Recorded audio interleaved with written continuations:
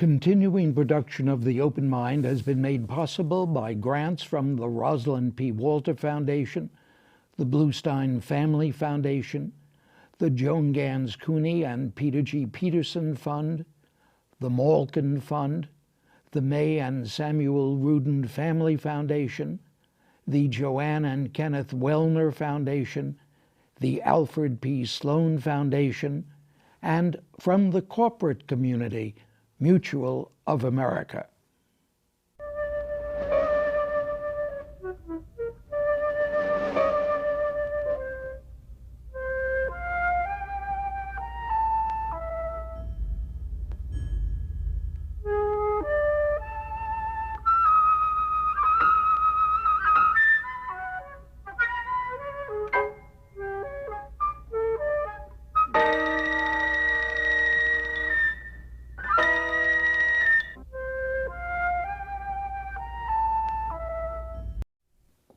I'm Richard Heffner, your host on The Open Mind, and at the end of March, as I read the last of his New York Times Talking Business columns, I was relieved and delighted to know that, in fact, but on the paper's op-ed page, I'd still enjoy reading my guest, Joe Nocera's always insightful and frequently caustic comments about the business world, about good guys and bad guys, the saints and scoundrels of American business, to use the title of one of his delightful books. His most recent volume, of course, is Portfolio Penguin's All the Devils Are Here, The Hidden History of the Financial Crisis, by my guest and Bethany McLean. And it is about the financial crisis and all those devils that I'd like to begin our conversation today, going back to a Joe Nocera Talking Business column of June 2009, one titled Only a Hint of Roosevelt in Financial Overhaul, and ask my guest what it tells us of his own evaluation of Barack Obama's economic convictions as compared to FDR's. What Joe Nocera wrote was quite direct. 3/4 of a century ago, President Franklin Roosevelt earned the undying enmity of Wall Street when he used his enormous popularity to push through a series of radical regulatory reforms that completely changed the norms of the financial industry. Wall Street hated the reforms, of course, but Roosevelt didn't care, wrote my guest. Wall Street and the financial industry had engaged in practices they shouldn't have and had helped lead the country into the Great Depression. Those practices had to be stopped, said the president, FDR that is. To him, that's all that mattered. On Wednesday, Nocera wrote, as he published this article, President Obama unveiled what he described as a, quote, sweeping overhaul of the financial regulatory system, a transformation on a scale not seen since the reforms that followed the Great Depression. In terms of the sheer number of proposals, wrote my guest, that is undoubtedly true. But in terms of the scope and breadth of the Obama plan, and more important, in terms of its overall effect on Wall Street's modus operandi, it's not even close to what Roosevelt accomplished during the Great Depression. Rather, the Obama plan is little more than an attempt to stick some new regulatory fingers into a very leaky financial dam, rather than rebuild the dam itself. All of which seem to justify the Nocera column's heading, Only a Hint of Roosevelt in Financial Overhaul. And I would ask my guest today if it also means he thinks there's only a hint of FDR in Barack Obama. Well, in terms of economics and in terms of reform, financial reform, I'd say the answer is yes. I think we have learned more now than we knew when I wrote that in 2009, that the president is a cautious man. And I think that is particularly unfortunate in this particular case because he doesn't he doesn't have a grounding in economics. He came to the job with fully formed thoughts about many things, healthcare especially, but not economics. And yet he found himself in this miasma of the aftermath of the crisis with the clear need to do something to at least stop the excesses that had caused the financial crisis. But when I think about Roosevelt, when I think about the Great Depression, the reforms. Think about Glass-Steagall. Think about what that did. The government said, "You, J.P. Morgan, are going to be split in two. The commercial bank's going to be here.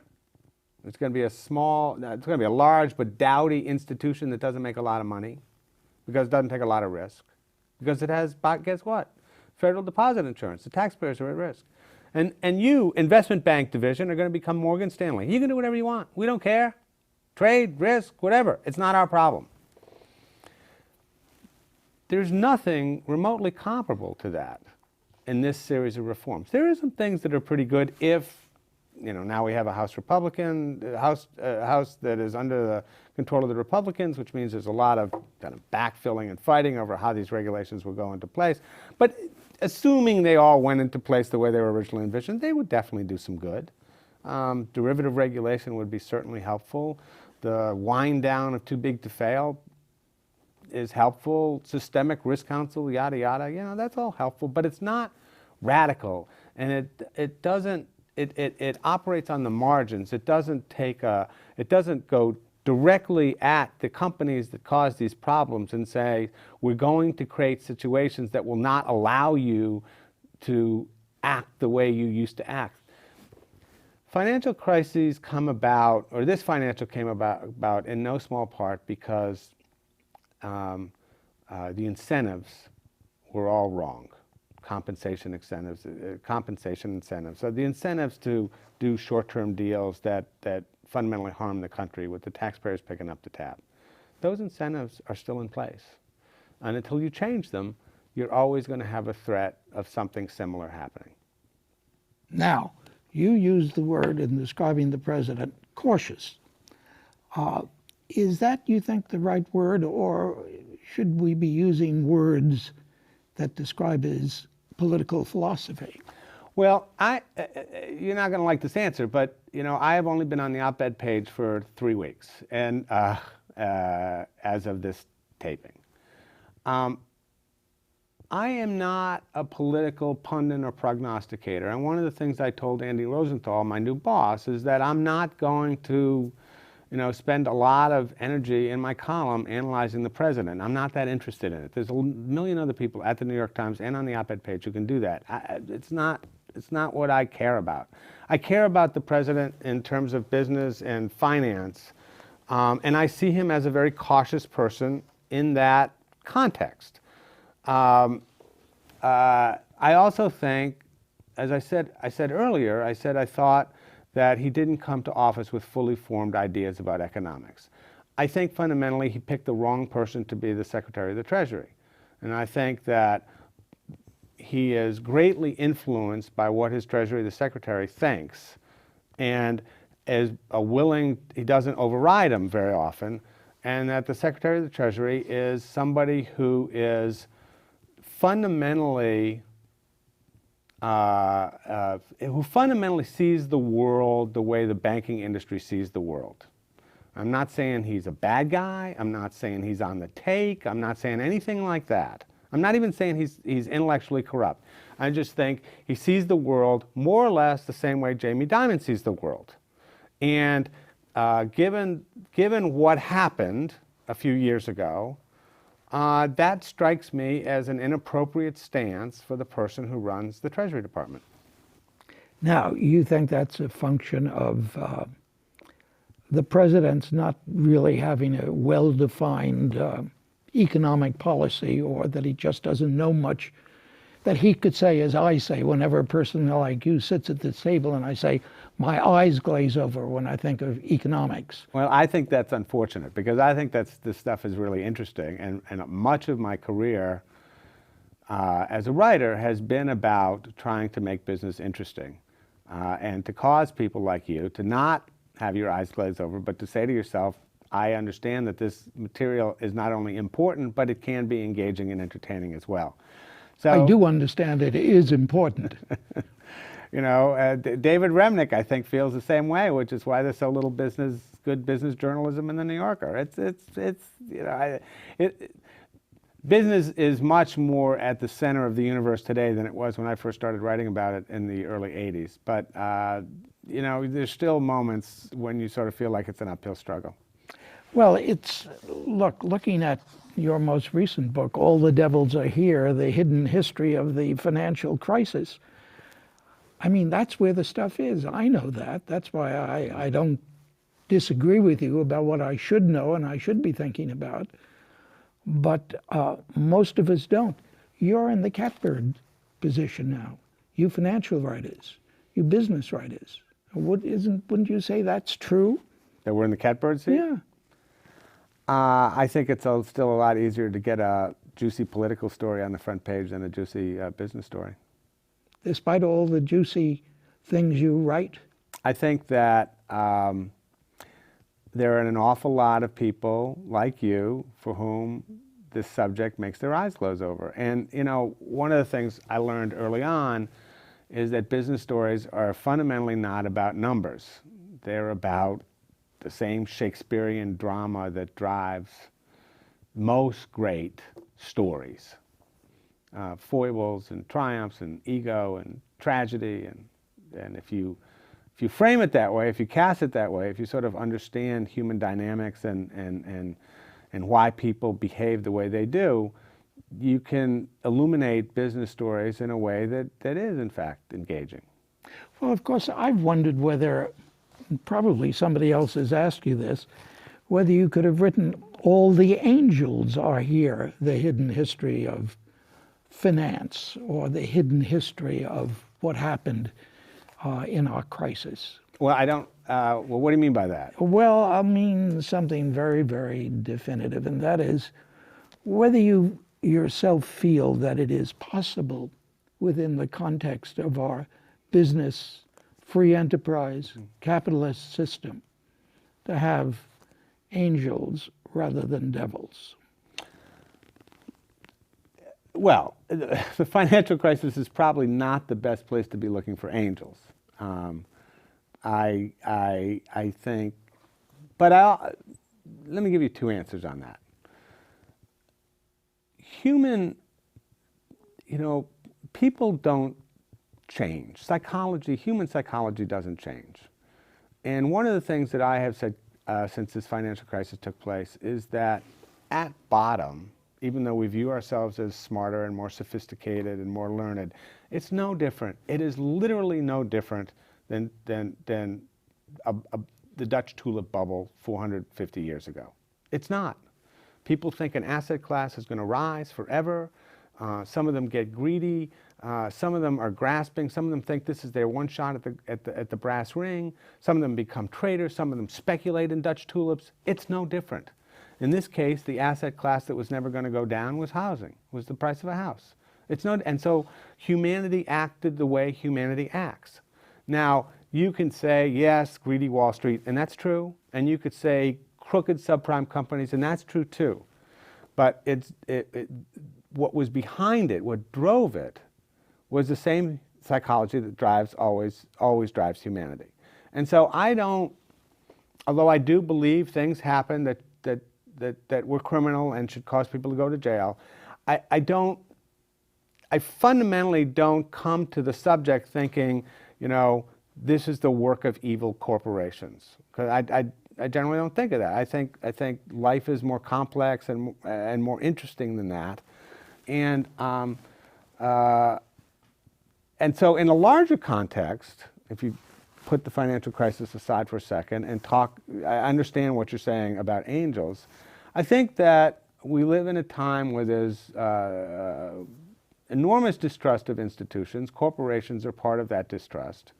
Some of that is deserved, some of it isn't.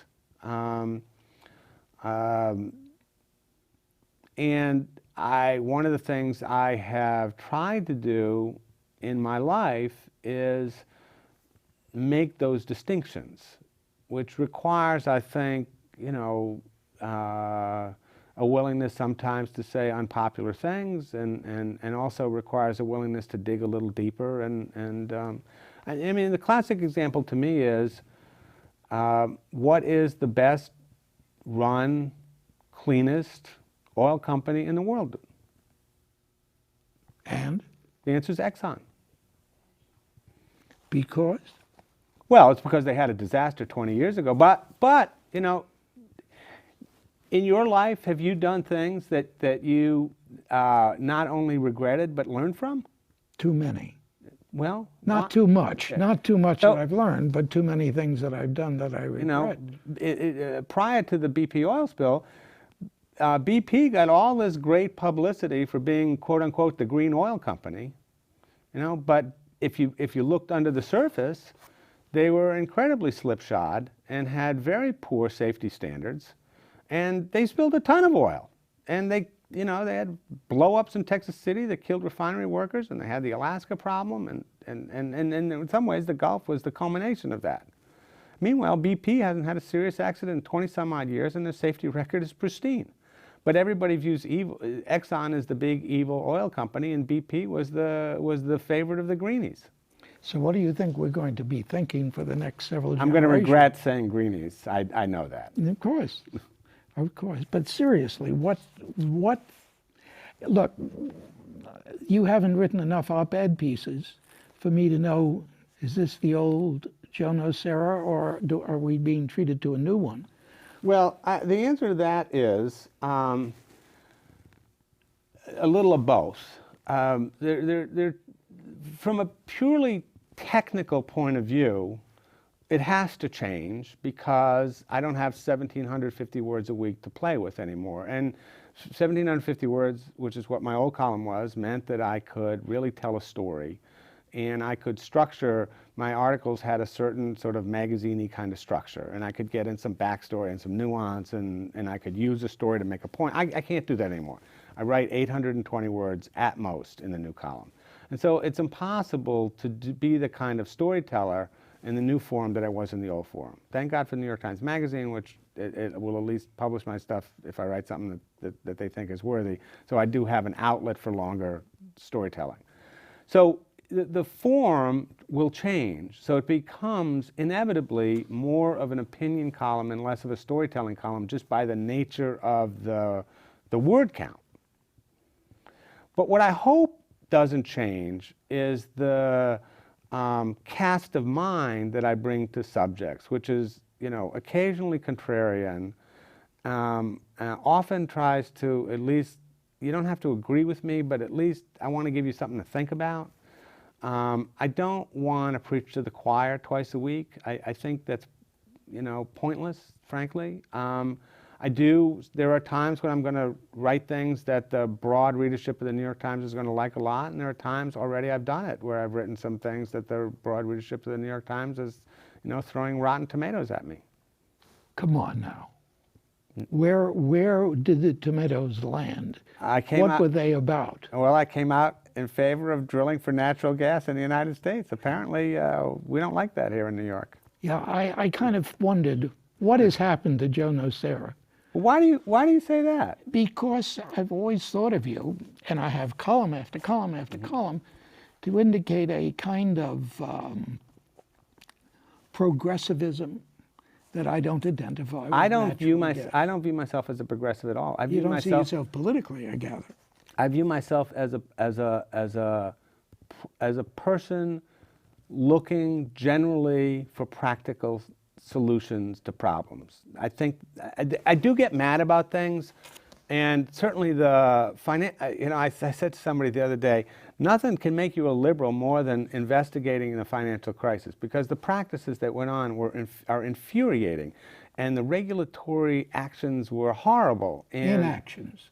Well, yeah, inactions. Although there are occasions, as we point out in the book, where the OCC, the bank regulators, actively blocked attempts to clean up some of the worst of the subprime predatory lending.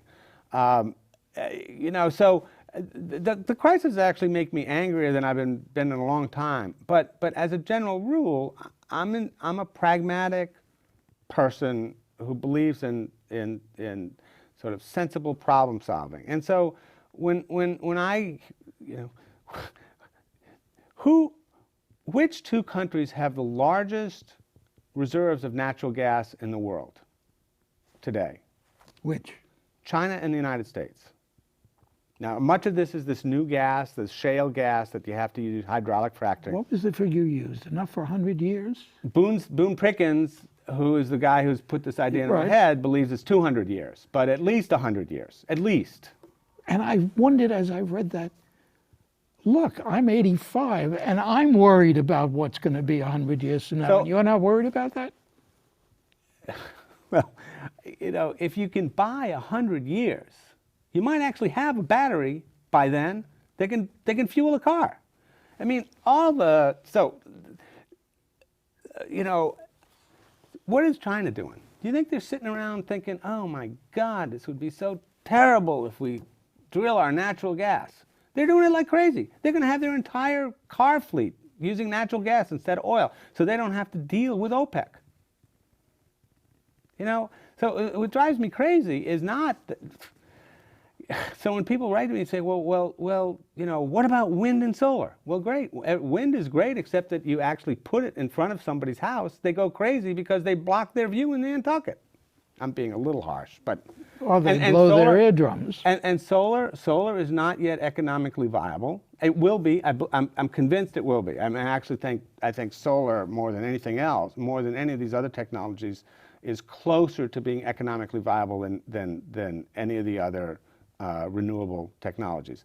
But when you talk about vehicles, when you talk about cars, battery technology is really hard. And it's a grinded out bit, more than any other sort of innovative technology. Battery is hard. And one of the reasons that we don't have full-scale electric car production is because we don't have batteries that will power them to the extent that they need to be powered for you to feel comfortable getting in one. We don't have infrastructure. So when I think of natural gas, I think, okay, it's got its problems, although I think they're solvable, and it does. And the one thing the readership is completely right about is that we live in a time where you don't really trust regulation, and yet the way to ensure the safety of this hydraulic fracking is to have you need good regulation. That's definitely something worth worrying about. I don't deny that for a second. But I look at natural gas and I think, boy, if you're trying to wean yourself off oil, which A, we're running out of, and B, we buy from our enemies, if you're trying to wean yourself off oil and you're trying to transition to these new renewable technologies, which are not, most of them, economically viable at this point, or impractical for some reason, or way down the road, why don't you use this thing that we actually have? So the op-ed... My point is it has nothing to do with progressivism. It's about what will work. Why is that so terrible? Nobody's saying it's so terrible. I'm trying to find out... the mail that you get after you run like this that? will say that I'm a bad guy. I didn't think a bad guy, but I wondered, what have I got here now? Is this the Joe Nocera I used to read, and I used to cry about the stories he told, about the injustices? I think I will absolutely be writing a lot about injustices. But you can't very well do that with the 850 words, can you? 820. I've only been doing this 3 weeks, right. And I'm working some of those ideas out, and it will take a while. I mean, it's way too early to know what kind of rhythm and what kind of themes that my column is going to come back to regularly. I don't have a good answer for that. I am certainly going to write a lot about business because that's my core strength, and that's what I understand better than anything else. But I'm not going to be. I am going to branch out from time to time. And in terms of the stories that make you cry, I'm hoping to be able to do that, but I'm kind of working that out in my mind and on the page. Does justice come into this, the quest for justice? That's the feeling I always had about you. This is a guy looking for justice.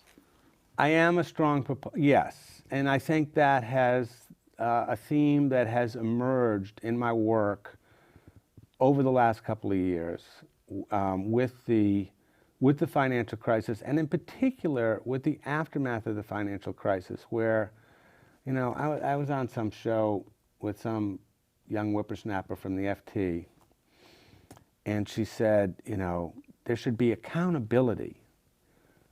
And she said, and that includes for the homeowners. And I looked at her and I said, the homeowners, they're the only ones who are held accountable, because they're the ones who get kicked out of their house if they can't pay the mortgage. How is that not accountable? And they're often kicked out, you know, in situations where with a tad more empathy, the bank could work out a reasonable mortgage modification that would satisfy them. They are sometimes thrown out when the bank actually doesn't own the note and doesn't really have the right to throw them out. So yeah, I believe in the quest for justice. On the other hand, I take some positions that, for instance, not all class actions lawsuits brought by plaintiffs' lawyers are in fact a quest for justice. They are often a quest for money. Quest for plaintiffs the lawyers to make money, even if the plaintiffs themselves don't make anything. So the quest for justice is not sort of a knee-jerk liberal thing, but something that I come to on a case-by-case basis as I look into things. You think we'll see it more rather than less on that case-by-case basis? I don't know. You're asking me something. Come, if you have me on in a year, you can put my feet to the fire and tell me whether you think I achieved that or not. Joe Nocera, that's fair enough. In a year, I'll get you to come back. And now I want to thank you for joining me on The Open Mind. Thank you very much. And thanks, too, to you in the audience. I hope you join us again next time. Meanwhile, as an old friend used to say, good night and good luck. And do visit the Open Mind website at 13.org/openmind to reprise this program online right now, or to draw upon our archive of 1,500 or so other Open Mind and related programs. That's 13.org/openmind.